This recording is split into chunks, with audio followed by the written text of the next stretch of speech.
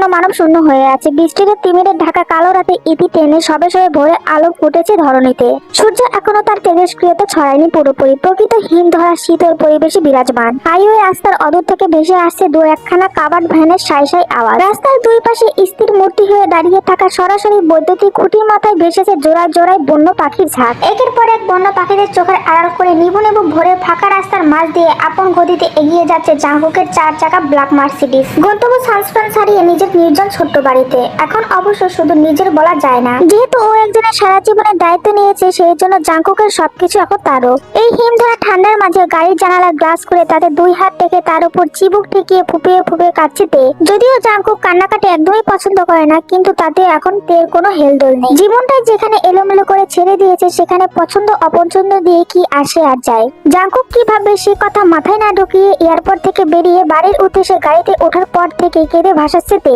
মুখমণ্ডল জুড়ে তার আকাশ সম দুঃখের ছড়াছড়ি। তে প্যাসেঞ্জার সিটে বসা সত্ত্বেও পা দুটো তুলে রেখেছে সিটের উপর। তে আরাম করে বসে আছে দেখে জাঙ্কুক বুঝে শুনে ড্রাইভ করছে আপাতত, যাতে তের কোথাও না লেগে যায়। তের বাঁধন হারা রেশমের মতো লম্বা সিল্কি চুলগুলো ক্রমাগত উড়ে এসে আশ্রে পড়ছে জাঙ্কুকের চোখে মুখে। মাঝে মধ্যে ড্রাইভ করতে অসুবিধা হচ্ছে খুব, তবু জাঙ্কুক কোনো কিছুতে পরোয়া করছে না, কারণ জাঙ্কুকের কাছে এই চুলের মিষ্টি গন্ধরা হৃদয় জুড়িয়ে দেওয়ার মতোই প্রশান্তিদায়ক। দরকার পড়লে 1 ঘন্টার রাস্তা 2 ঘন্টায় অতিক্রম করবে, তবু নিজের শরীর থেকে তের চুলগুলো সরাবে না। কিন্তু তে সেই ভোর রাত থেকে বাইরে মুখ দিয়ে বসে আছে। বাইরের হিম ধরা পুরো ঠান্ডায় ওর চোখ মুখে এসে হামলে পড়েছে। এরকম ঠান্ডার মধ্যে বাইরে মুখ দিয়ে আরো কিছুক্ষণ বসে থাকলে বাড়িতে যেতে যেতে তে নিউমোনিয়া হয়ে যাবে নিশ্চিত। তাই জাঙ্কুক এবার এক হাতে ড্রাইভ করতে করতে অন্য হাতে জানালার কাজটা তুলে দিল। জানালার কাজটা টেনে দেওয়াতে একটু পিছিয়ে বসে তে, তবু কান্না এখনো থামানি। চোখ দিয়ে তার এখনো গঙ্গা যমুনা বয়ে চলেছে। তেকে এখনো কাঁদতে দেখে সামনে ফোকাস করে বিরক্ত ভঙ্গিতে কথা ছড়ে জাঙ্কুক। কাঁদছিস কেন এভাবে? মেরেছি তোকে? জাঙ্কুকের কথার পেছনে তে মৌনতা পালন করে, শুধু মনে মনে বলে এর থেকে মারলেই বেশি ভালো হতো। একটা প্রশ্নের উত্তর দিতে গিয়ে সে কখন থেকে চুপ হয়ে আছে তে। আদৌ কি উত্তর দেবে বলেও তো মনে হচ্ছে না। গতকাল থেকে মুখে কুলু পেটে বসে আছে মেয়েটা। জাঙ্কুক জানে কাকে কিভাবে কথা বলাতে হয়, তাই ও খানিকটা কৌশল পন্থা অবলম্বন করলো। হুট করে মাঝ রাস্তায় গাড়ির ব্রেকটা কষলো। এভাবে গাড়ির ইঞ্জিন বন্ধ হয়ে যাওয়াতে তে হকচকে বাইরে তাকিয়ে বলল, এসে গেছি। কথাটা বলে বাইরে তাকিয়ে যে দেখলো এটা তো মাঝ রাস্তা। ওর চাহনিকে পাত্তা না দিয়ে গাড়ির ড্রয়ার থেকে একটি রূপো নুপুর বের করে সেটা চোখের সামনে ধরে জাঙ্কুক বলল, এটা তোর? জাঙ্কুকের প্রশ্নে তে হ্যাঁ সূচক মাথা নাড়ায়। চাই এটা? এবারও তে উপর নিচ মাথা নাড়িয়ে হ্যাঁ বলল। তাহলে গাড়ি থেকে নাম। না, নামবো মানে? এই অচেনা রাস্তায় আপনি আমাকে নামিয়ে দিয়ে চলে যাবেন? ইডিয়েট। কথাটা বলে জাঙ্কুক নিজেই গাড়ি থেকে নেমে গেল। তে জাঙ্কুকের যাওয়ার পানে চোখ রেখে বুঝতে পারলো এটা একটা পেট্রোল পাম্প। তার পাশে ছোটখাটো একটা মাঠ, হয়তো প্রয়োজনীয় কিছু কিনতে গিয়েছে সে। খানিকক্ষণ বাদে একটা মিনারেল ওয়াটারের বোতল হাতে নিয়ে ফিরে এলো জাঙ্কুক। অতঃপর গাড়িতে বসে সে তের দিকে এগিয়ে দিয়ে বলল, বাইরে গিয়ে চোখ মুখ ধুয়ে আয়, তোকে পেতনির মতো দেখাচ্ছে। আমি রীতিমতো ভয় পাচ্ছি। জাঙ্কুকের কথাটা তের মোটেও পছন্দ না হলেও এই মুহূর্তে চোখে মুখে আদতে একটু পানি ছিটানো খুবই প্রয়োজন। তাই কথা না বাড়িয়ে লম্বা চুলগুলোকে হাত দিয়ে খোপা করে বেঁধে গাড়ি থেকে বেরিয়ে গেল তে। চোখ মুখে ইচ্ছা মতো পানির ঝাপটা দিয়ে নাক টেনে নিজেকে একটু স্বাভাবিক বানিয়ে পুনরায় গাড়ির কাছে ফিরে এলো তে। তে গাড়িতে বসতেই ওর দিকে টিস্যু এগিয়ে দিল জাঙ্কুক। তে টিস্যু দিয়ে মুখ মুছতে মুছতে বলল, এবার তো দিন। নুপুরটা আমার ছোটবেলার স্মৃতি। নুপুরটা নিয়ে যাওয়ার কি খুব দরকার? পরে নিলে হয় না? আশ্চর্য, আমার নুপুর দিয়ে ওনার কাজটা কি? তের ভাবনার ছেদ ঘটিয়ে একটানে ওর পা দুটো নিচের উড়ুর উপর তুলে নিল জাঙ্কুক। এইভাবে পা তুলে ফেলায় হঠাৎ করে পেছনের দিকে ঝুঁকে গেল তে। পুরো গাড়ি জুড়ে তখনও একদম নীরবতা বিরাজমান, যার দরুন তের তীব্র শ্বাস প্রশ্বাস হঠাৎ বেড়ে যাওয়ায় হৃদস্পন্দনের আওয়াজ স্পষ্ট শুনতে পাচ্ছে জাঙ্কুক। তের পরিস্থিতিটাকে গ্রাহ্য না করে আলতো হাতে ওর পায়ে নুপুর পরানো শুরু করে জাঙ্কুক। নিজ পায়ে জাঙ্কুকের হাতের নরম স্পর্শ অনুভব হতে ঠোঁট কামড়ে ফুপিয়ে কেঁদে ওঠে তে। নিজের এলোমেলো অজানা অনুভূতিতে বিরক্ত ও যার সম্ভব নয় তাই সম্ভব করে ছেড়েছে জাঙ্কুক। কিন্তু তেকে কোন বলির পাঠা বানিয়ে এরকম একটা অস্বাভাবিক সম্পর্কে জড়ালো জাঙ্কুক? কেন তের সাথে সাথে নিজের জীবনটাকে অগ্রহণযোগ্য সম্পর্কের মাঝে ঠেলে দিল? কি চাইছে জাঙ্কুক? এইভাবে তের জীবনটা নষ্ট করে কোন ভুলের প্রতিশোধ নিল জাঙ্কুক? একটা দুটা নয়, তের মনে হাজার হাজার প্রশ্ন ছড়াছড়ি। কে দেবে এত প্রশ্নের উত্তর? জাঙ্কুক তো উত্তর দেওয়ার মতো ছেলেই নয়, তের প্রশ্নের তো মোটেই নয়। অথচ এখন এই মুহূর্তে কি সুন্দর করে মনোযোগ দিয়ে তের পায়ে নুপুর পড়াচ্ছে জাঙ্কুক। দেখে মনে হচ্ছে এর যে প্রয়োজনীয় আর সূক্ষ্ম কাজ কোনোদিনও করেনি জাঙ্কুক। তে তখন থেকে হিজিবিজি চিন্তায় বিভোর হয়ে আছে। চারপাশে কি হচ্ছে সেটা ওর খেয়ালই নেই। জাঙ্কুক নিজের হাতের কাজটা শেষ করে এক পলক ভাবুক তের চোখের দিকে তাকালো। তার তারপর নিজের হাতের বাঁধনটা আরো শক্ত করে ওর পায়ে হঠাৎ হ্যাচকা টান মেরে তেকে নিজের কাছাকাছি টেনে নিয়ে এলো। আচমকা পায়ে টান দেওয়াতে সুতির ঘাগড়াটা অনেকটা উপরে উঠে গিয়ে মোমের মতো সুন্দর পা দুটো দৃশ্যমান হয়ে উঠেছে জাংকুকের চোখের সামনে। জাংকুক শুকনো ঢোক দিলে সেদিকে একবার পরখ করে চোখ ঘুরিয়ে তের অশ্রুসিক্ত নয়নের দিকে তাকালো। তারপর একটু কাছে গিয়ে নিজের হাত দিয়ে ওর চোখের জলটুকু মুছে দিতে চোখের দিকে তাকিয়ে ঠোঁট দুটো নাড়িয়ে বলল, বউ।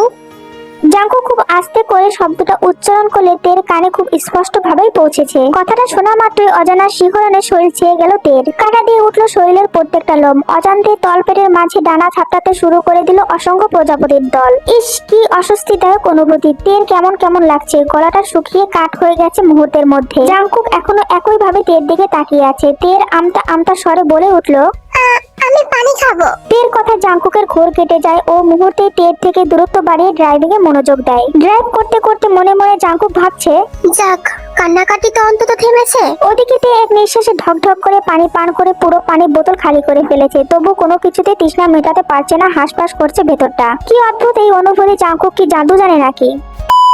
সুজি ফোন ইয়ার্ডে দাঁড়িয়েছিল। তে সুজিকে দেখা মাত্র ফ্রেঞ্চ গেট ঠেলে ভেতরে প্রবেশ করে দৌড়ে গিয়ে সুজির গলা ধরে জড়িয়ে হাউমাউ করে কাঁদতে লাগলো। সুজি জানে টের এমন কান্না করার কারণ ও নিজেই। তার নিজের কাছে বড্ড অনুতপ্ত মনে করে সুজি। টের এরকম কান্নার গতিবেগ থেকে সুজি আর নিজেকে সামলে রাখতে পারলো না। বোনকে দু হাত জড়িয়ে ধরে কেঁদে উঠে সুজি বলল, আমার উপরে রাগ করে এভাবে কাঁদিস না সোনা। আপা খুব সরি। আর কখনো তোকে এভাবে বকবো না। আমার ঘাট হয়েছে। সুজির কথায় তে এদিক ওদিক না সূচক মাথা নাড়ালো। এর ভাব ভঙ্গি বা সুজির বোধগম্য হয়নি। তাই সুজি পুনরায় নরম সুরে বলে উঠলো, বলছি তো আর কখনো বকবো না এভাবে। এসেছিস থেকে তো কেঁদেই যাচ্ছিস। কি হয়েছে? জাঙ্কুক ভাইয়া কিছু বলেছে? দেখি আমার দিকে তাকাতো। তের গাল দুটো জড়িয়ে ধরে মুখোমুখি দাঁড় করিয়ে সুজি আবারও শুধলো, সত্যি করে বল, জাঙ্কুক ভাইয়া কিছু বলেছে? সুজির প্রশ্নে তে পেছন থেকে ঘুরে দেখে যে জাংকুক আছে কিনা। ঘুরে তাকিয়ে দেখলো জাংকুক নেই। হয়তো ভেতরে চলে গিয়েছে অনেকক্ষণ আগেই। তারপর পুনরায় সুজির দিকে তে তাকিয়ে না সূচক মাথা নাড়ালো। কেউ কিছু বলেনি? সুজি নিশ্চিন্ত হয়ে তের চোখ দুটো মুছিয়ে দিতে বলল, মায়ের অপারেশন হয়ে গিয়েছে, এখন আইসিইউতে আছে। দুদিনেই হয়তো চোখ খুলবে মার। তারপর আমরা মায়ের সাথে কথা বলতে পারবো। মাকে নিয়ে দেশে ফিরবো। আর দুঃখ নেই। এত বড় একটা খুশির খবরও কেন জানি না খুশি হতে পারলো না তে। কি করে পারবে? গতকালই তো নিজের সবটা সৎ ভাইয়ের নামে লিখে দিয়ে এসেছে তে। এসব কথা জানাজানি হলে মা আপা কেউ একে মেনে নেবে না, ভালোবাসবে না। উল্টে তেকে নোংরা বলে আখ্যায়িত করবে। এতদিন পরে একটুখানি খুশির মুখ দেখেছিল ওর পরিবারটা। অথচ তে সবার আড়ালে সেটা ধূলিসাৎ করে মাটির সাথে মিশিয়ে দিয়ে এসেছে। জাংকুক কেন এমনটা করলো? নিজের ভাবনার মাঝে তে তৎক্ষণাৎ মনে মনে ঠিক করে নিয়েছে জাংকুকে এই প্রশ্নটা ও করবেই করবে। তাতে যা খারাপ হওয়ার হোক। তাছাড়া জাংকুক ওর সাথে খারাপ কোনো কিছু করার বাদ রাখেনি। তাহলে এত ভয় কিসের? তের অজ্ঞাত ভ্রমকে ভাঙিয়ে দিয়ে ফ্রেঞ্চ গেট ঠেলে আগমন ঘটলো জেহবের। জেহবকে দেখে এক নজর সুজির মুখের দিকে তাকে দ্রুত হেঁটে বাসার ভেতরে চলে যায়। তে চলে গেলে সুজি নিচেও পা বাড়ে ভেতরে যাওয়ার উদ্দেশ্যে। এই মুহূর্তে জেহবের সাথে কথা বলা তো দূরে থাক, ওর মুখটা দেখতেও ইচ্ছা করছে না সুজির। কিন্তু পেছনে ঘুরে কয়েক কদম পা বাড়াতে জেহব ওকে টেনে ব্যাগ ইয়ার্ডের দেওয়ালের সাথে চেপে ধরে। জেহবের এমন কর্মকাণ্ডে সুজি রেগে মেগে গিয়ে বলে, কি অসভ্যতা শুরু করেছেন? বাড়িতে জাঙ্কুক ভাই আছে। ওই জন্যই তো বলছি আস্তে কথা বলো। কি চাই আপনার? আমাকে ইউজ করে স্বাদ মেটেনি নাকি ইউজিনের সাথে আজ দেখা হয়নি তাই রিপ্লেসমেন্ট হিসাবে আমার কাছে এসেছেন? জেহব খুবই রেগে আছে। মেয়েটার তেজের সাথে কিছুতেই পেরে উঠছে না সে। কিন্তু এই মুহূর্তে সুজির ব্লেডের মতো ধারালো কথার আঘাতে রক্তাক্ত হয়ে যাচ্ছে জেহবের হৃদয়টা। সেই সাথে মস্তিষ্ক হয়ে উঠেছে হিতাহিত জ্ঞান শূন্য। জেহব আর নিজেকে সামলাতে না পেরে চড়াত করে তুরঙ্গে উঠে যাওয়া মেজাজের বহিঃপ্রকাশ ঘটলো তখনই। কথা না শুনলে একদম জানে মেরে ফেলবো। গত 2 দিন ধরে কুকুরের মতো পিছনে পড়ে আছি। কিছু একটা এক্সপ্লেন করতে চাচ্ছি, একবারও সুযোগ দিচ্ছ না আমায়। এত তেজ কেন তোমার? জেহবের প্রথমবার সুজিকে তুমি করে অধিকার খাটিয়ে কথাটা বললো। জেহবের মুখে তুমি আওয়াজটা যে এত সুমধুর তা জানা ছিল না সুজির। জেহবের মুখে তুমি কথাটা শুনে সুজি হতবাক হয়ে তার দিকে তাকিয়ে রইলো। একটুখানি থেমে জেহব পুনরায় কঠিন সুরে বলে উঠলো, আর কি যেন বললে? ইউজ করা কাকে বলে সেটা কি আদৌ বোঝো তুমি, নাকি বুঝেই যাকে তাকে গিয়ে এসব বলো? সুজি এবার পুরোপুরি নিশ্চুপ ধ্যানমগ্ন হয়ে জেহবের দিকে তাকিয়ে রইলো। সুজিকে তখন থেকে এভাবে অবাক নয়নে চেয়ে থাকতে দেখে রাগী আওয়াজটা মুহূর্তের মধ্যে নিশ্চুপ হয়ে গেল জেহবের। চোখ দুটোতে হিংস্রতা জ্বলন্ত সবকিছু ছেড়ে ছুড়ে মুগ্ধতা প্রকাশ পেল। এবার আর কোনো কথা নয়। সুজির দিকে তাকিয়ে জেহব যেন নিজেকে একদম হারিয়ে ফেলেছে। সুজির ধাক্কা জেহবের হুঁশ ফেরে নিজের কর্মকাণ্ডের জন্য লজ্জিত হয়ে নরম সুরে বলে ওঠে, আই এম সরি। আসলে সরি বলতে হবে না, আপনি যান এখন। আমি তোমার সাথে কথা বলতে চাই সুজি, একান্তই। আমাকে কি একটুখানি সময় দেওয়া যাবে না? জেহব সাহেব, আপনি শুধু আমার, তাই তো? 100%। আগামীকাল বিকালে সি বিচে অপেক্ষা করব। সুজির একটু আশকারা পেয়ে জিহব যেন চাঁদ হাতে পেয়েছে। খুশির ঝিলিক ফুটে উঠেছে ওর চোখে মুখে। জিহবকে এভাবে হাসতে দেখে সুজি ভেতরে যেতে যেতে ঘাড় ঘুরিয়ে আবারও পেছনে তাকিয়ে বলে ওঠে, আর হ্যাঁ, বাবল টি আনতে ভুলবেন না জানো। যথা আজ্ঞা মহারানী। মাঝরাতে ফেরি লাইটে নেবো নেবো আলো আর সুইমিং পুলের নিচে পানির কড়কড়ানিতে মিশে পুরো ছাদের বারান্দা জুড়ে ম্যাজিক্যাল আলো ছায়া তৈরি করেছে। মাথার উপরে খোলা আকাশ, আকাশের উপর থালার মতো মস্ত বড় একটা চাঁদ উঠেছে। নিকোটিনের ধোঁয়া ছাড়তে ছাড়তে সেটাই তখন থেকে বেশ আগ্রহ নিয়ে তাকিয়েছিল জাংকুক। রাত প্রায় 2:35 তাও চোখের পাতায় ঘুম আসার খবর নেই। তাই তো রুম থেকে বেরিয়ে ছাদ বারান্দায় এসে একটা সিগারেট ধরিয়েছে সে। সিগারেটের কুণ্ডলি পাকানো ধোঁয়ার সাথে উড়িয়ে দিচ্ছে তার অজস্র ভাবনাগুলো। অবশ্য এখন এত ভেবে লাভটা কি, তে তো এখন সারা জীবনের জন্য ওর হয়েই থাকবে। তের নামটা ভাবতে ভাবতে যতটা দেরি হলো, তে সেখানে উপস্থিত হতে ততটা দেরি হলো না। নিশুতি রাতে কারোর নিস্তব্ধ পায়ের আওয়াজে জাঙ্কুক পেছনে ঘুরে তাকালো। জাঙ্কুক পিছনে তাকিয়ে দেখে সেখানে তে দাঁড়িয়ে আছে। পরনে খয়েরি রঙের চুড়িদার, লম্বা চুলগুলো দিয়ে টপ টপ করে পানি ঝরে শরীর ভিজে যাচ্ছে। সেদিকে খেয়াল নাই তের, চোখ মুখে চরম বিষণ্ণতার ছাপ স্পষ্ট। হাত পায়ে ফর্সা ত্বকগুলো ফ্যাকাশে হয়ে কুঁচকে আছে, মনে হচ্ছে অনেকক্ষণ ধরে পানিতে ভিজেছে। তের এরকম উদ্ভ্রান্তির মতো মুখোশটি দেখে জাঙ্কুক ভ্রু কুঁচকে শুধুলো, এত রাতে শাওয়ার কেন নিয়েছিস? কি প্রয়োজনে? তে কথার জবাব দেয় না, চুপচাপ গিয়ে দাঁড়িয়ে থাকে জাঙ্কুকের মুখোমুখি হয়ে। জাঙ্কুকের পরনে কালো হুডি আর ওভারসাইজ ডেনিম, আর তে সেই জাঙ্কুকের কালো কুচকুচে হুডির দিকে চেয়ে আছে চুপচাপ। তের কর্মকাণ্ড দেখে জাঙ্কুক বিরক্ত ভঙ্গিতে বলে ওঠে, এত রাতে না ঘুমিয়ে এখানে কি? আমার সাথে ঘুমাবি? ঘুমালে চল, আমিও একটু আরাম করে ঘুমাই। জাঙ্কুকের কথা শেষ হওয়ার আগে সঙ্গে সঙ্গে দুই হাত দিয়ে ওর পেশিবহুল বুকের উপর ধাক্কা দিয়ে তে কাঁদতে কাঁদতে বলল, কেন করলেন এটা? কি দোষ করেছি আমি? কোন দোষের শাস্তি স্বরূপ আমার জীবনটা এভাবে তছনছ করে দিলেন আপনি? বলুন কেন? কি হলো বলুন? এবার দুবার তিনবার যখন জাঙ্কুকের বুকের উপর দিয়ে ধাক্কা দিতে যাবে, তখনই ওর দু হাত শক্ত করে চেপে ধরলো জাঙ্কুক। চেহারায় গভীর চোখ টেনে কঠিন সুরে বলে ওঠে, যা করেছি খুব ভেবে চিন্তে ঠান্ডা মাথায় করেছি। এবার এটা যত তাড়াতাড়ি মেনে নিবি ততই তোর জন্য মঙ্গল। আপনি কি পাগল? আপনার বাবা জীবন গঙ্গীয় আমার মায়ের প্রথম স্বামী, সেই হিসাবে আপনি আমার সৎ ভাই। কিভাবে ভুলে গেলেন এটা? তে কথাটা উচ্চারণ করার সঙ্গে সঙ্গে জাঙ্কুক টান মেরে এক হাতে ওর কোমর জড়িয়ে ধরে অন্য হাতে ওর গালটা শক্ত করে চেপে ধরে বলল, খবরদার তে নিজেকে আমার বোন বলবি না, একদম মেরে ফেলবো। তুই আমার বিয়ে করা বউ, তোর সবকিছু আমার। তোর পায়ের নখ থেকে মাথার চুল পর্যন্ত anything is belong to me. তীব্র রাগে কাঁপতে কাঁপতে কথাটুকু শেষ করে তেকে ধাক্কা মেরে সরিয়ে দিল জাঙ্কুক। জাঙ্কুক ছাড়তে তে কাঁদতে কাঁদতে মেঝেতে বসে পড়ে। অতঃপর হেঁচকি তুলে অস্পষ্ট সুরে বলে ওঠে, সমাজ কোনোদিনও এই বিয়েকে স্বীকৃতি দেবে না, উল্টো আমাকে নোংরা বলে ধিক্কা দেবে। তখন নিশ্চিত খুব খুশি হবেন আপনি। আমি সমাজ মানি না, আর যে সমাজ আমার বউয়ের দিকে আঙ্গুল তুলে কথা বলবে, আমি সেই সমাজকে ধ্বংস করে দেব। আই রিপিট, ধ্বংস করে দেব। জাঙ্কুকের কথা শুনে ওর চোখে চোখ রাখলো তে। চোখ তো নয়, যেন জ্বলন্ত আগ্নেয়গিরির দাবানল। যে তাকাবে সেই ভস্ম হয়ে যাবে। অথচ ফর্সা পুরুষ ওর এই তীক্ষ্ণ চোয়ালের জোরে মুখশ্রী দেওয়া কতটাই না সুদর্শন। এক মুহূর্তের জন্য তের মনে হলো এই অসম্ভব সুদর্শন মানুষটাই ওর স্বামী। হুট করে জাঙ্কুককে অন্য নজরে আবিষ্কার করলো তে। কয়েক মুহূর্তের জন্য নিজেকে বসিয়ে দিল জাঙ্কুকের বাম পাশে পত্নী রূপে। পরবর্তীতে অন্য মনটা লাফিয়ে উঠে বলল, না না, এটা কি করে সম্ভব? এমন একটা রাগী বদমেজাজি বেপরা লোকের সাথে সারা জীবন কাটানো অসম্ভব। কারণ আর যাইতেই হোক, সারা জীবন এর হাতে মার খাওয়ার কোনো ইচ্ছা নেই আমার। কি হলো? হঠাৎ করে জাঙ্কুকের কথায় ধ্যান ভেঙে যায় তের। বেরিয়ে আসে নিজের দিব্য স্বপ্ন থেকে। ছোট করে জবাব দেয়, কিছু না। জাঙ্কুক ওর ভেজা চুলে হাত বুলিয়ে আশ্বস্ত করে পুনরায় বলে ওঠে, অনেক রাত হয়ে গিয়েছে, ঘুমিয়ে পড়। চিন্তা নেই, পুরো দুনিয়া আমি দু হাতে সামলে নিব। তোর গায়ে একটা কলঙ্কের আচারও আসতে দিব না। এইটুকু ভরসা রাখতে পারিস হার্টবিট। কি বলেছি? তুই আমার হার্টবিট। আর একটাও প্রশ্ন করবি না, তাহলে কিন্তু মার খাবি। তে আর কি বা করবে, মারের ভয় চুপচাপ পা বাড়ায় নিচে বারান্দাকৃত রুমের দিকে। জাঙ্কুক তের যাওয়ার দিকে একভাবে তাকিয়ে রইল। মাই হার্টবিট।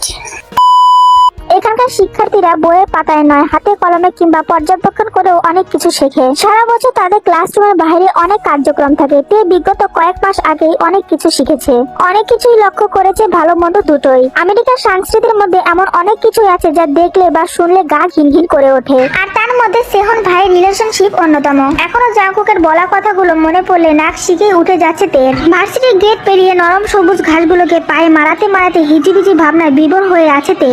ওর পরনে পরনে চিকন কারির সফেদ রঙের লং কুর্তি আর হচ্ছে লেগিংস। কুর্তির উপর এটা আছে লেডিস ডেনিম জ্যাকেট। ধীর গতিতে হাঁটার জন্য মাথাটাও নিচু হয়ে আছে সেই কখন থেকে। ওই জন্যই তো মন যে সেই কখন থেকে ওর সাথে সাথে হাঁটছে তে সেটা হদিসই নেই। এতক্ষণ ধরে পাশাপাশি হাঁটার পরও মেয়েটা একবারের জন্য মাথা তুলে তাকালো না অব্দি। কি হয়েছে মেয়েটার, ও কি এমন ভাবছে? মনে মনে বিরক্ত হয়ে সোজা গিয়ে তের সামনে দাঁড়িয়ে খানিকটা গাল ফলিয়ে মন বলল, কি এমন ভাবছো বলো তো? সেই তখন থেকে তোমার সাথে সাথে হাঁটছি, খেয়াল করছো না? এ চট করে ভ্রম থেকে বেরিয়ে মাথা তুলে বলল, আরে মঞ্জে, কেমন আছো বলো? এতক্ষণে জিজ্ঞেস করার সময় হলো? আই সরি, একটু বেখেয়ালি ছিলাম। It's okay. কিন্তু তুমি এতদিন কই ছিলে? কতদিন ক্যাম্পাসে আসোনি বলো তো? মনের কথা তের মনে পড়ে যায় সেই সেহন ভাইয়ের সত্যি জানার পর থেকে ভার্সিটির গেট পানায়নি ও। তারপরে আর কত কি না হয়ে গেল, জীবনটাই এখন এলোমেলো। আবার কি ভাবতে বসলে? কিছু না। এই দে, জেকে স্যারের কি খবর? ওনার কথা আমি কি করে জানবো? ওনাকে গিয়ে বরং জিজ্ঞেস করো। তুমি তো ওনার স্টেপ সিস্টার, তুমি জানবে না তো কে জানবে? ঢং, সত্যি ঢং মনে হচ্ছে। আরে না না, এমনি বললাম। বলো না একটু, এতদিন স্যার ভার্সিটিতে কেন আসেনি? আমি যতদূর জানি উনি ব্যাংকক গিয়েছিলেন। তের উত্তর শুনে মন অনেক খুশি হয়ে যায়। খুশি হয়ে তের হাতটা জড়িয়ে ধরে বলে, এই না হলে আমার ননদিনী, তুমি জানো জেকে স্যারকে আমি কত পছন্দ করি, কিন্তু বলার সাহস হয়ে ওঠে না। শুনেছি ব্যক্তি জীবনে উনি অনেক বেশি রাগী। আসলেই কি তাই? মনের কথার বিপরীতে তে কিছু বলতে যাবে তার আগে ওর চোখ আটকে যায় ক্যাম্পাসের অন্য পাশে পুল সাইডে কিছু মানুষের ভিড়ের মাঝে। সেখানে সেহনও উপস্থিত ছিল। তারা সবাই কোনো কিছু একটা নিয়ে বেশ উল্লাসে মেতেছিল, কিন্তু কি নিয়ে? আচ্ছা মন, ওখানে কি হচ্ছে? মন তের দৃষ্টিপাত অনুসরণ করে সেদিকে একবার তাকিয়ে বলল, সায়েন্টিস্ট ডিপার্টমেন্ট থেকে ভাই ওদের গ্রুপের টিম লিডার হয়েছে, সেটাই সেলিব্রেশন করছে বন্ধু বান্ধব নিয়ে। ও আচ্ছা, he is a very talented guy. কত অল্প সময়েই কেমন টিম লিডার হয়ে গেল, তার উপর দুইটা সুন্দরী গার্লফ্রেন্ড। সব দিক থেকেই সোনাই সোহাগা। আহা, একজন মানুষের আবার দুইটা গার্লফ্রেন্ড হয় কেমন করে? হয়, আমেরিকাতে সবই হয়, চাইলে তুমিও। তে জানে ওটা কে হতে পারে, কিন্তু তে এখনো মোটে ওদিকে তাকাতে চাইছে না।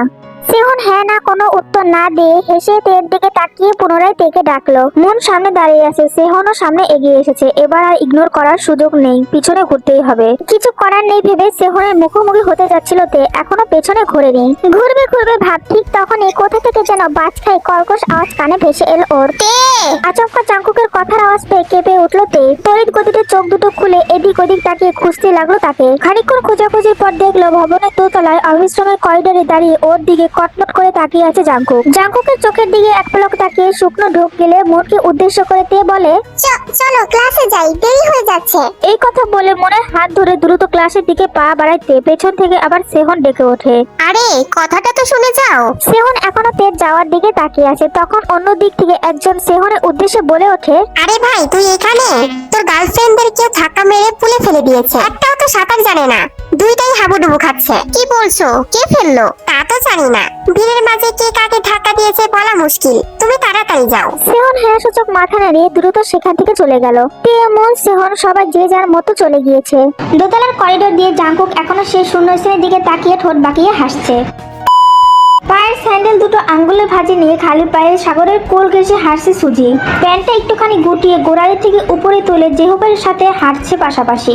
সাগর পায়ের চারদিকে শঙ্খচিল আর পান করে চিউ চিউ আওয়াজ। সুজি বাবুলটি খাচ্ছে আর চোখ বন্ধ করে পাখির কলকলানি শুনছে।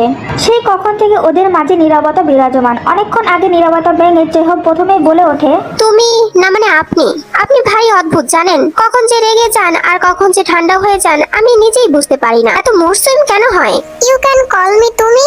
এত ইতস্ত কেন হচ্ছেন? ইয়ে মানে তোমার কিছু জানার নেই? আছে তো, অনেক কিছুই আছে। কি জানতে চাও বলো, সব বলবো তোমায়, নো লুকোচুরি। আমাকে ইউজ করা কেন হলো শুনি? আপনার লং টাইম লাভ স্টোরি। তাহলে আমার প্রতি দুর্বলতা অনুভব করার বা কারণটা কি? সুজি অনেকগুলো প্রশ্নের উত্তর একসাথে দেওয়ার জন্য জেহুব একটু রয়েস হয়ে বলল, প্রথমত ইউজিন আমার সাথে ভালোবাসার হাজারো প্রতিশ্রুতি দিয়ে বছরের পর বছর চিট করেছে। জামা কাপড়ের মতো সুগার ড্যাডি চেঞ্জ করেছে। তাহলে ওর প্রতি আমার ভালোবাসা রইল কোথায়? তাছাড়া ও ছিল ড্রাগ অ্যাডিক্টেড। এক কথায় বলতে পারো ওর জীবনে শুদ্ধ বলে আর কিছুই অবশিষ্ট নেই। এসব কারণেই ওর প্রতি আমার ঘৃণা মনোভাব তৈরি হয়েছে। এটা হয়েছে আরো কয়েক বছর আগেই, আর এখন তো ওকে মনে রাখার প্রশ্নই ওঠে না। ওকে মাঝে মধ্যেই আমার পাগল মনে হয় জানো। এতদিন খবর ছিল না, যেই আমি বছর খানিক ধরে একটু মুভ অন করেছি, এখন আবার আঠার মতো পেছনে লেগে আছে। ওর কাজই বোধ হয় আমার জীবনটা অগোছালো করে দেওয়া। তবে হ্যাঁ, তারপরে যদি দ্বিতীয়বার এমন কিছু করে আমি যথাযথ ব্যবস্থা নিব, আই প্রমিস। একটুখানি থেমে বুকের ভিতরে চাপা কষ্ট উগড়ে দিয়ে জেহব আবারও বলে ওঠে, এবার তুমি যদি বলো তুমিই কেন, সেটার উত্তর আমার জানা নেই। তোমাদের ভিসার টিকিট প্রসেসিং এ অসংখ্যবার তোমাদের ছবি দেখেছি আমি, তেমন কিছুই ফিল হয়নি। কিন্তু সেদিন ক্যাফেতে তোমার এক ঝলক হাসির মাঝে হারিয়ে গিয়েছিলাম আমি। উত্তাল ঢেউয়ের পানে চেয়েছিলাম তোমার দিকে। প্রেম তো অনেকের সাথেই হয়, ভালোবাসার মানুষ কয়জন হতে পারে বলো? তুমি আমার সেই শেষ ভালোবাসা হবে? জানি না। জিহবের মুখের উপর কথাটা বলে সামনের দিকে হাঁটতে হাঁটতে মুখ টিপে টিপে হাসছে সুজি। জিহবর পেছনে পেছনে হেঁটে এসে বলল, এই মেয়ে, একটু মুড সুইং হয় কেন তোমার? কেন ভয় করছে?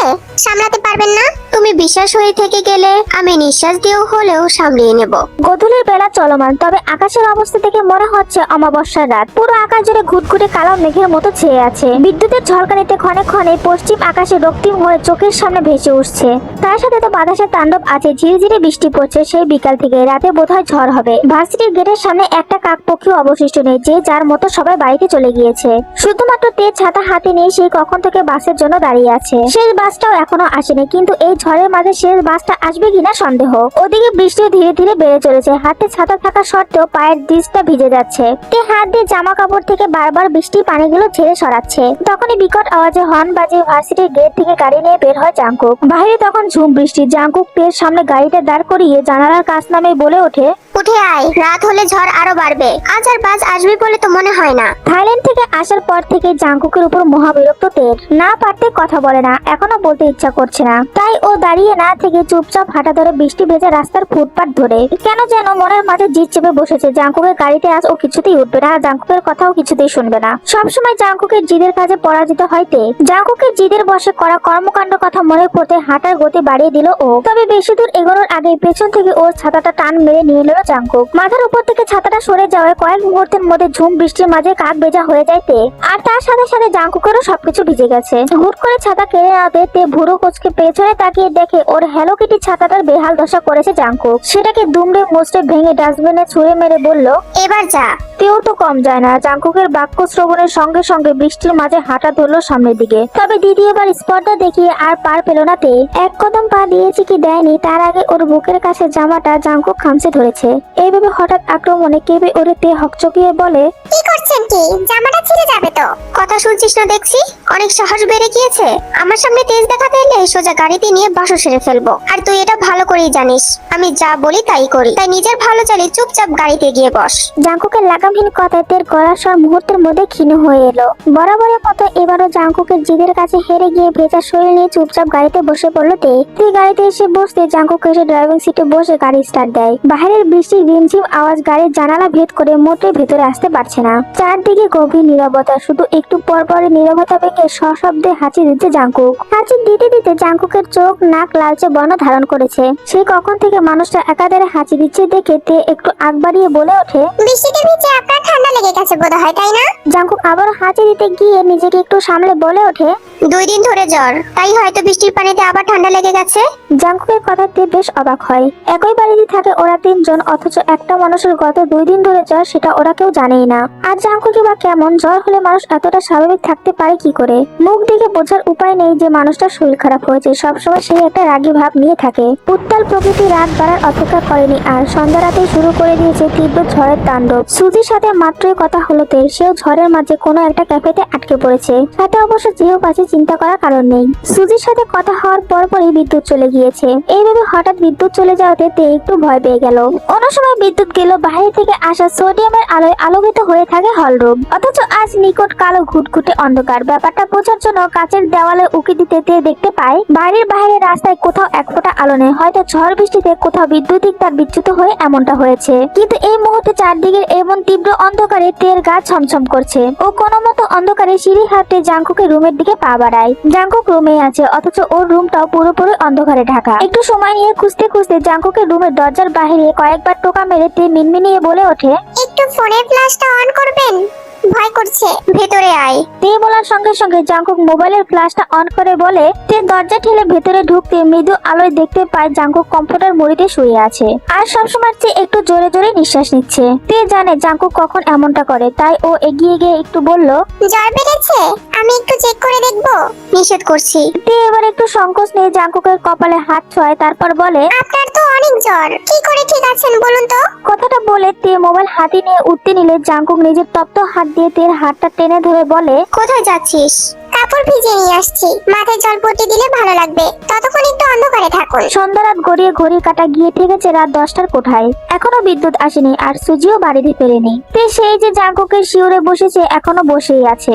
বৃষ্টি টিমঝিম আওয়াজে চোখ দুটো ভার হয়ে এসেছে ঘুমে। এবার মনে হচ্ছে যাওয়া দরকার, তাই ও জাঙ্কুকের মাথার জলপট্টি উল্টে দিয়ে বলল, আমি এখন যাই, ঘুম পেয়েছে। সাথে সাথে ওর হাতটা শক্ত করে চেপে ধরে চোখ বন্ধ করে জাঙ্কুক বলে ওঠে, কোথাও যাবি না, এখানে বসে থাক। বৃষ্টি কমেছে, বিদ্যুৎ বোধহয় চলে আসবে, আপাও মনে হয় চলে আসছে। তাছাড়া আমার ঘুম পেয়েছে তো। ঘুমাতে হবে না, আমি বলছি তুই যাবি না, তার মানে তুই যাবি না। না হয় সবাইকে কিন্তু বলে দেবো যে তুই আমার বউ। ব্ল্যাকমেলটা আপনি খুব ভালোই করতে পারেন, সব আমাকে শাস্তি দেওয়া ঠান্ডা। জাঙ্কুকের সাথে কথাই না পেরে অগাধ তের ঘুম ঘুম চোখ নিয়ে টলতে টলতে জাঙ্কুকের কাছেই বসে থাকে। একটা রুদ্ধশ্বাসকর পরিস্থিতিতে পড়ে খুব ভোরে ঘুম ভেঙে যায় তের। কেমন জানি গরম গরম লাগছে সবকিছু, গলার কাছে গরমটা একটু বেশি লাগছে। চোখ দুটো তখনও খোলেনি তে, তবে আশেপাশের সুঘ্রাণটা বারবার নাকে এসে সুড়সুড়ি দিচ্ছে। চন্দন কাঠের স্নিগ্ধ মন মাতানো সুবাস। একটা লম্বা শ্বাস টেনে সুবাসিত বাতাসটা ভেতরে পুরো নিয়ে নড়াচড়ে ওঠেতে, কিন্তু এই কি নড়াচড়া করার কোনো উপায় নেই। মনে হচ্ছে হাত পা বেঁধে রেখে দিয়েছে। কিন্তু কে দেখাবে এই দুঃসাহস? নিজেকে এভাবে বাঁধনে আবিষ্কার করে আচমকা চোখ খুলে তাকালো তে। চোখ খোলার সঙ্গে সঙ্গে দুনিয়া দুলে ওঠে তে জাঙ্কুকের বিছানায় জাঙ্কুকের সাথে ঘুমিয়ে আছে।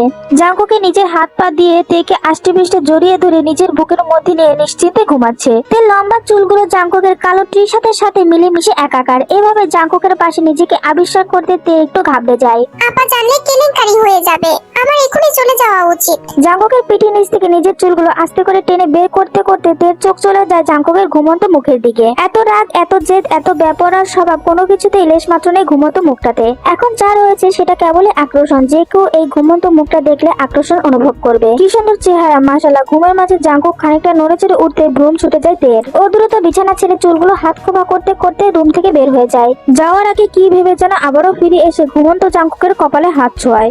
যাক, তীব্র জ্বরটা কমে গেছে, এখন আমি দ্রুত ভাগি। রুমে আসতে পা দুটো থমকে যায় তের। আপা এখনো ঘুমিয়ে আছে, এই ফাঁকে কিছু একটা অজুহাত বানাতে হবে, কিন্তু কি বানানো যায়? তে যখন অজুহাত ভাবতে ভাবতে দাঁত দিয়ে নখ কাটায় ব্যস্ত, তখনই আড়মোড়া ভেঙে সুজি বলে, কি রে, এত সকালে আবার কোথায় যাচ্ছিস? কোথাও না তো, এখন আবার কোথায় যাব? হ্যাঁ রে, কাল কখন এসেছিলি ঘুমাতে? কোথা থেকে আসবো? আরে তুই তো কাল জাঙ্কুক ভাইয়ের মোবাইল থেকে মেসেজ দিলে আমায়, তুই নাকি পড়ছিস। খুব ইম্পর্টেন্ট টপিক ছিল, তাই বলেছিলি ঘুমাতে দেরি হবে, ওই জন্যই তো তোকে আর ডিস্টার্ব করিনি। রুমে এসে আমি ঘুমিয়ে পড়েছি। তে এতক্ষণে বুঝলো ওর হয়ে জাঙ্কুক মেসেজ করেছে সুজিকে।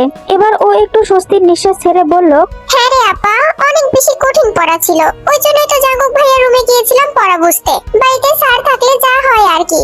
এক নিঃশ্বাসে কথাটুকু শেষ করে নিজের শরীরের গন্ধ নিল তে। পুরো শরীর দিলে স্যান্ডেলিট পারফিউমের গন্ধে মোমো করছে।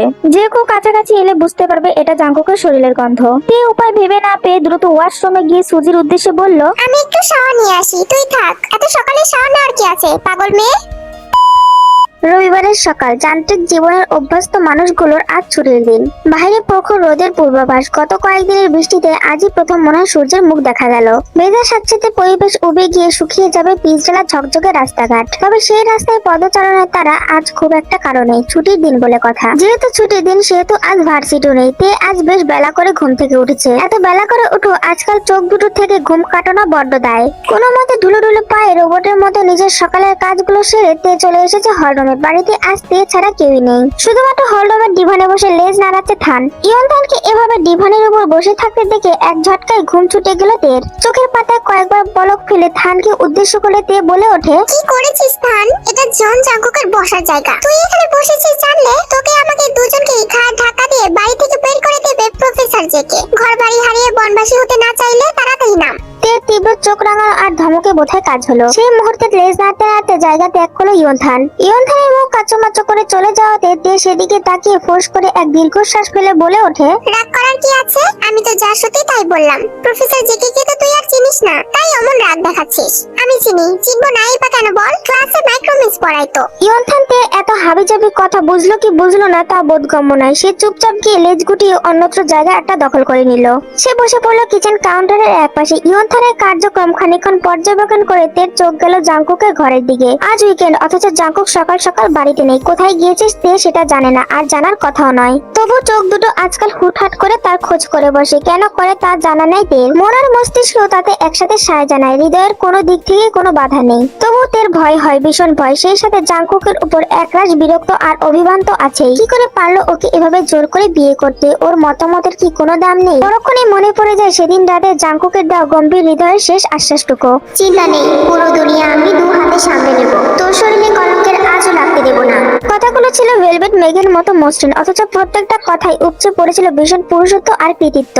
যেন জাংকুকের জন্ম হয়েছে তেকে 2 হাতে আগলে রাখার জন্য। সেদিনের বলা প্রত্যেকটা শব্দ তীব্র ঝংকার তুলেছে তের শরীরে রদ্রে রদ্রে। মাথার মধ্যে উপচে পড়া চিন্তার জলোচ্ছ্বাসের মুহূর্তে গতিপথ বদলেছিল। চোখ বন্ধ রেখে বিশ্বাস করতে ইচ্ছা হচ্ছিল মানুষটা যা বলছে ঠিকই বলছে। বিয়েটা যখন জোর করে করেছে তখন দায়িত্ব অবহেলা করার পাত্র জাংকুক নয়। কিন্তু সময়ের পরিবর্তনে আবারও মনে হতে লাগলো তাতে কি আসে যায়। জাংকুক যতই বলুক, ধর্ম যতই প্রাধান্য থাকুক, সৎ ভাইয়ের সাথে বিয়ের সম্পর্ক কোনোদিন সমাজ ভালো চোখে দেখবে না, কোনোদিনও না। তার উপর মা আর আপা তো আছেই। সে যখন নিজের অনিশ্চিত বৈবাহিক সম্পর্কের গভীর চিন্তায় মগ্ন হয়ে আছে, তখনই ল্যান্ডফোনের তীক্ষ্ণ আওয়াজে ওর ভাবনার সুতো ছিঁড়ে যায়। জাংকুকের শূন্য ঘরের দিকে চোখ নামিয়ে দিয়ে তাকায় সেদিকে। মনে মনে ভাবে, ল্যান্ডলাইনে কল এসেছে, তার মানে আমার কল। কিন্তু এই সময় কে কল দিল?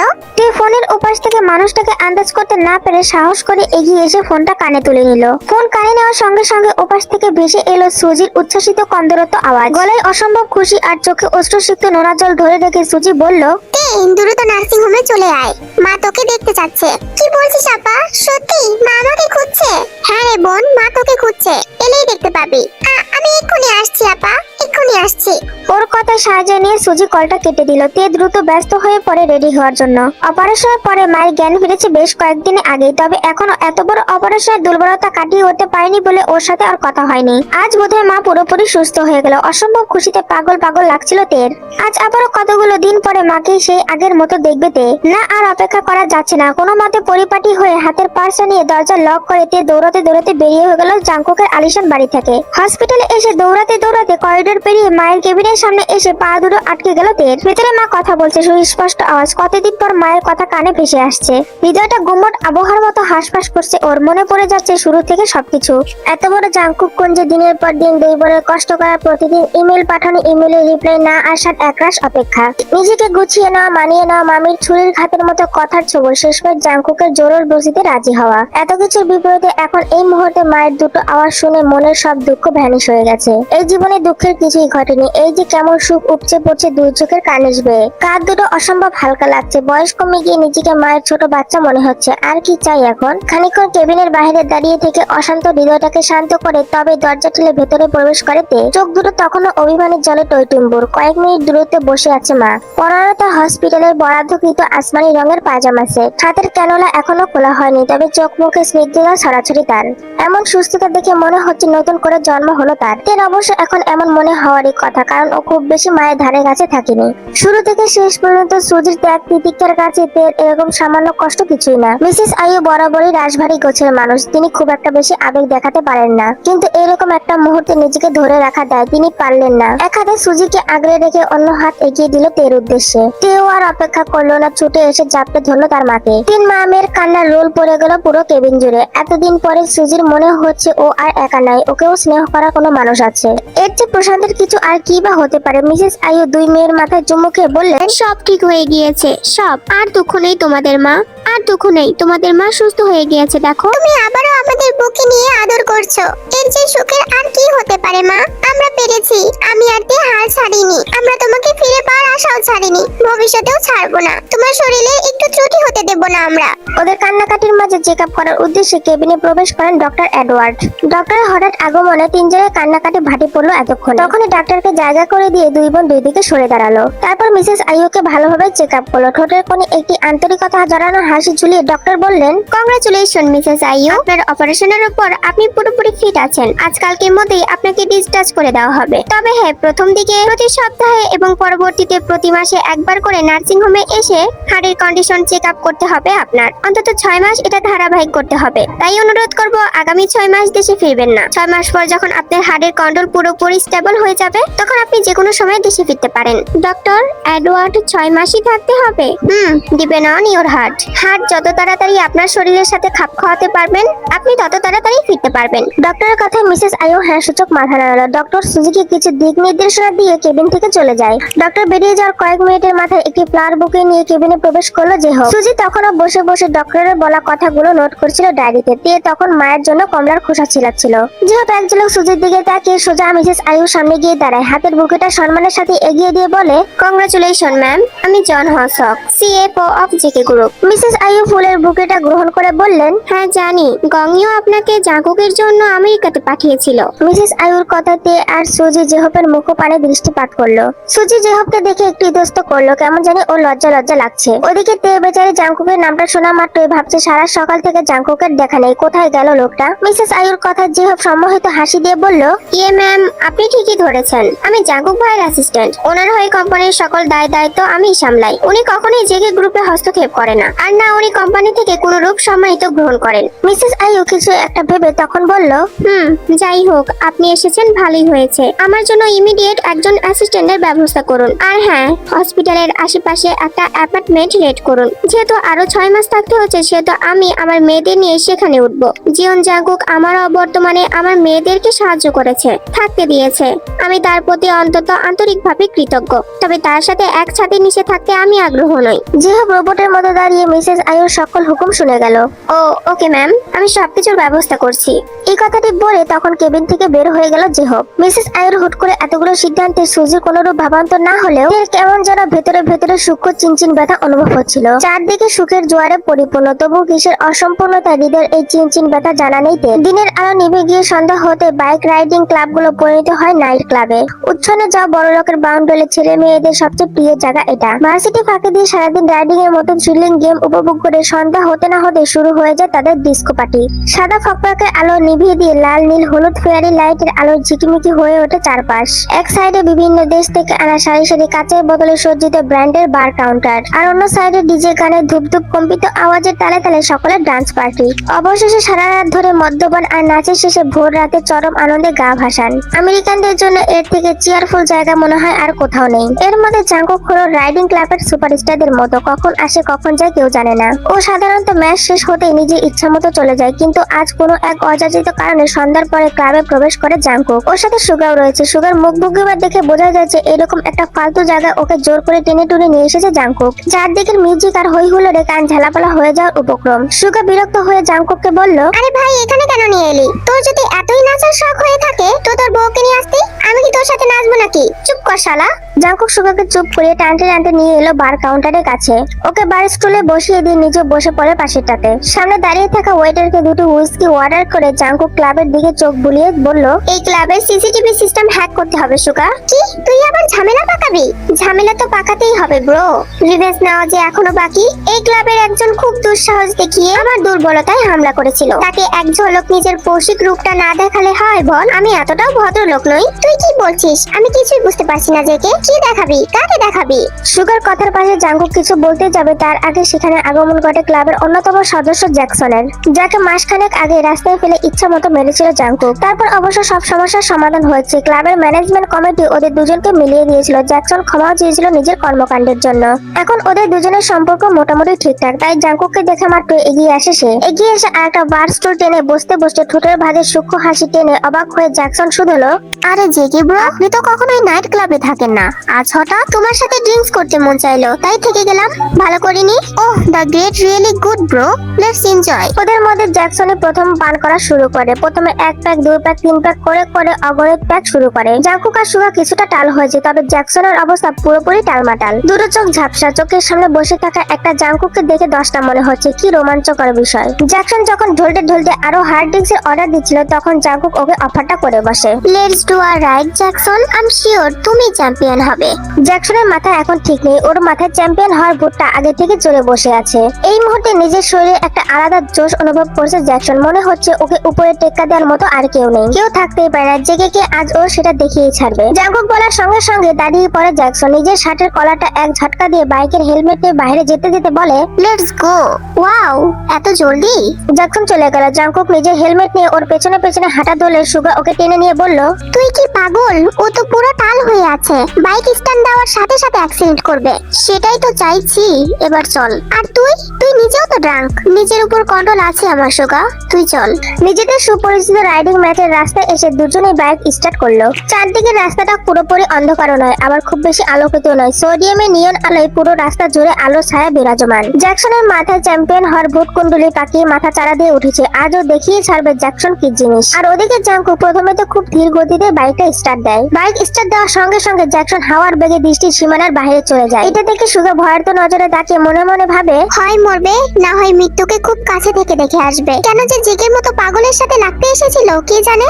যেহেতু জাঙ্কুক নিজেও ড্রাঙ্ক ছিল, তাই ও নিজেও কিছু তো যেতে উল্টে পড়ে যায়। পড়ে গিয়ে সেখানে বসে শব্দ করে হাসতে থাকে ও। জাঙ্কুক পড়ে গিয়েছে দেখে সুগা ওদিকে ছুটে গিয়ে এগিয়ে এসে বলে, আরে ওকে, এটা কেন করলি ভাই? ছেলেটা খুব খারাপ ভাবে আহত হয়েছে। জাঙ্কুক বাইকটাকে শরীরের উপর থেকে সরিয়ে আস্তে আস্তে উঠতে উঠতে বলল, ওই বাস্টারটা আমার টেকে মাঝ রাস্তায় অ্যাটাক করেছিল, শুধুমাত্র আমার উপর জেদ ফলাতে গিয়ে ও থেকে ছুরি নিয়ে তাড়া করেছে। ইভেন সেদিন আমি সময় মতো না গেলে কি হয়ে যেত সেটা একমাত্র উপরওয়ালাই ভালো জানে। তাহলে তুই কি করে ভাবলি? এত বড় একটা দুঃসাহস দেখানোর পরেও আমি ওকে এত সহজে ছেড়ে দিব? কখনো না। তাছাড়া আমি আর কি বা করলাম? ও তো নিজে থেকেই বাইক নিয়ে চলে গেল। এখন যদি ভালোই ভালোই বেঁচে যায় তো যা, আর যদি না যায় তাহলে ধরে নেব ওর চ্যাম্পিয়ন হওয়ার নেশাই ওকে খোয়ালো। শেষের কথাটা বলতে বলতে একটি তীর্যক কপট হাসিতে প্রসারিত হলো জাঙ্কুক। তের বাড়ি ফিরতে ফিরতে বিকাল গড়িয়ে সন্ধ্যা রাত হয়ে গিয়েছে। সুজি আজ বাড়িতে ফিরবে না, সে মায়ের কাছে থাকবে। তেও ফিরতে চায়নি, সুজি জোর করে পাঠিয়ে দিয়েছে ওকে, আর বলেছে একটা রাতই তো, তারপর থেকে সবাই আমরা একসাথে থাকবো, এখন আর কষ্ট করে হসপিটালে থাকার প্রয়োজন নেই। তের মনটা আজ বেশ ফুরফুরে। হাতের পার্সটা আঙ্গুলে ঘুরাতে ঘুরাতে মাত্র পাসওয়ার্ড টিপে ঘরে প্রবেশ করে তে। তবে হলরুমের কাগজে জাঙ্কুককে বসে থাকতে দেখে হাঁটার গতি থমকে যায় তের। এই তো সেই মানুষটা সারাদিন এত আনন্দের মাঝে যার কথা হুটহাট করে মনে পড়েছে, বারবার মনে পড়েছে কোথায় সে। কাগজের উপর গা ছাড়িয়ে দিয়ে দুই পা টেবিলের উপর রেখে দিয়ে বসে আছে জাঙ্কুক। নির্ঘুম চোখ দুটো চেয়ে আছে তের পানে। জাঙ্কুকের মুখের দিকে চোখ সরিয়ে তের দৃষ্টিপাত করে ওর পায়ের দিকে। 3/4 প্যান্ট পরে আছে জাঙ্কুক, যার দরুন ফর্সা লোমশ পা দুটো এথায় ওথায় থলথলে গিয়ে রক্ত জমাট বেঁধে আসে, সেটা দৃশ্যমান। এমন দগদগে অবস্থা দেখে যে কারো হৃদয় কেঁপে উঠবে। অথচ জাঙ্কুক কতটা ভালোবাসাহীন হয়ে রক্ত নিয়ে বসে আছে যেন কিছুই হয়নি তার। দেখে এভাবে তাকিয়ে থাকতে দেখে জাঙ্কুক হাসকি স্বরে বলে ওঠে, তোর জন্যই ওয়েট করছি, ট্রিট করে দে। নিশ্চয়ই বাইক থেকে পড়ে গিয়েছেন। ঠিকই ধরেছিস। ফার্স্ট এড বক্স কোথায়? জাঙ্কুক আঙ্গুল দিয়ে নিজের রুমটা দেখিয়ে দিল আর তে পার্সটা রেখে বলল, থাকুন, নিয়ে আসছি। এ যাবৎ জাঙ্কুকের রুমে দুই একবার এসেছে তে। সেদিন জাঙ্কুকের রুমে কখন যে ঘুমিয়ে পড়েছিল সেটা সে টেরও পায়নি। তবে তখন তো ঘনময় অন্ধকার ছিল, কিছুই দেখার উপায় ছিল না। ওই জন্যই তো এখন ফার্স্ট এড বক্স খুঁজতে খুঁজতে তে একদম হাঁপিয়ে উঠেছে। ফার্স্ট এড বক্স কোথাও খুঁজে না পেয়ে একটানে জাঙ্কুকের জামা কাপড়ে কাবাট খুলে ফেললো ও। কাবার্ডের ডয়ারের মধ্যে ফার্স্ট এড বক্স রাখা ছিল। তে সেটাকে হাতে নিয়ে আরো একটা ছোট বক্স দেখতে পায়, সুন্দর কারুকাজ করা একটা কাঠের বক্স। কি আছে এর মধ্যে? প্রশ্নটা মনের মাঝে উকি দিতে দিতে এদিক ওদিক তাকিয়ে অনেক বিস্ময় আর কৌতূহল নিয়ে বক্সটা খুলতে তে তো ভেবেই নিয়েছে এত সুন্দর বক্সের মধ্যে হয়তো হীরা জহরত থাকবে নিশ্চয়ই। কিন্তু তেকে পুরোপুরি ভুল প্রমাণ করে দিয়ে বক্সের থেকে বেরিয়ে এলো একটা লম্বা চুল। তে আশাহত নজরে চুলটাকে দেখে নাক সিটকে বলল, ইউ, এটা আবার কি?